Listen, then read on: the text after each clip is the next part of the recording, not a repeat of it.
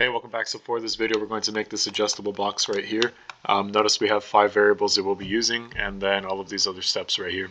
So go ahead and create a new part studio. So go ahead and click here and select Create Part Studio. So let's start off with our variables. We're working in inches, so I'm going to add a height of 3, a length of 3 as well, and then a width of 4.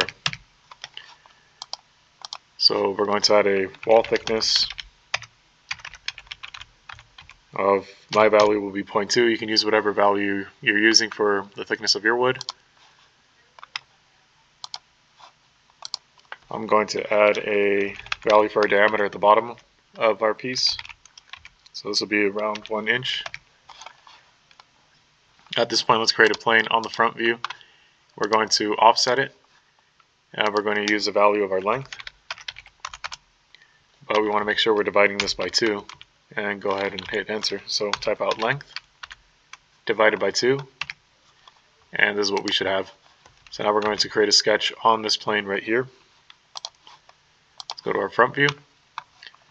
So I'm going to use a midpoint line that's centered above the origin and horizontal, and this will have a value that's equal to the width,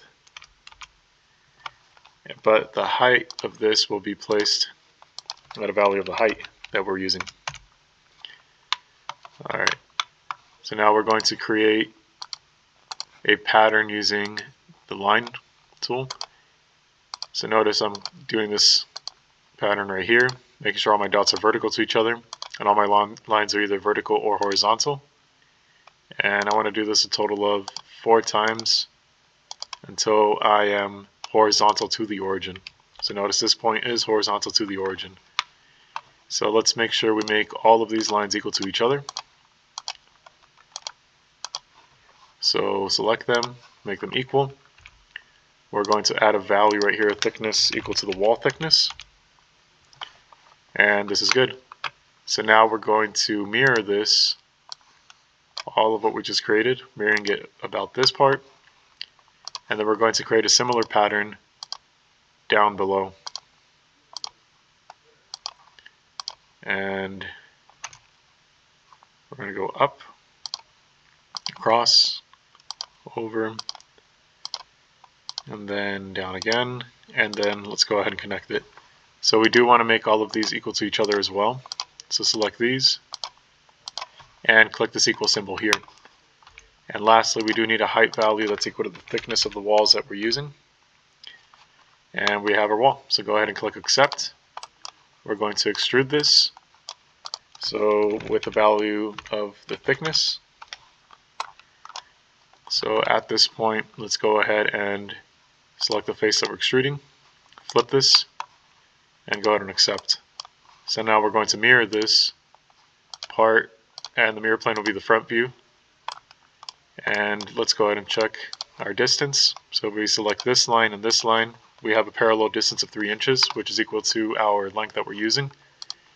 But then this wall is 4 inches in length. So we're good to go. So at this point, we're going to create a sketch. So select sketch, click this face right here.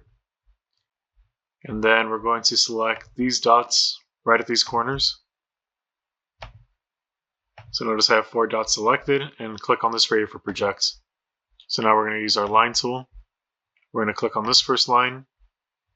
Whoops, we want to make sure the lines are connected, so click that dot, this other dot, this top left dot, top right dot, top right, bottom right. So now we're going to create this little zigzag pattern.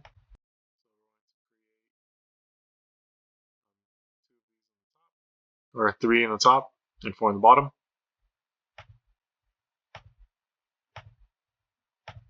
And the length does not matter right now. So I do want to make these bottom pieces horizontal to each other. Top ones are horizontal to each other as well. And then I connect. Alright, so we're going to add a height value that will be called thickness, which is what we defined earlier in a variable. And now I'm going to select the top and the bottom lines and make sure that these are all set equal to each other. So I'm going to go back to this view, and then at this point just make sure you accept the drawing or hit extrude. So I'm going to click on extrude. I click on this part right here. And notice this face was not selected. Let's make sure we select that. We're going to go in the opposite direction. And then we want to add a value of thickness. We hit enter. And now we're going to go ahead and mirror this. And we're mirroring this. And we're using the right view as a mirror plane. And we have this going on. So now we're going to use Boolean, subtract. Our tools will be these blue panels, and then our targets will be the gray panels. We're going to go ahead and hit accept. But we do want to keep our tools, so make sure you have this selected. And if we check this, notice that we have, or actually if we hide part 1 and part 2, we created these cutouts. And go ahead and accept. Alright, so now we're going to flip this back here. So I'm going to create a final sketch on top of this plane right here, or this face. I'm going to connect that there, this down here, and this looks good so far. So I'm going to add a circle right in the middle, and this will have a diameter equal to the diameter value that we've added earlier. So we're going to go ahead and extrude this, and we're going to flip that. We're going to add the value of the thickness, and that's pretty much what we're doing right there. So lastly, we're going to use one more Boolean. We're going to subtract.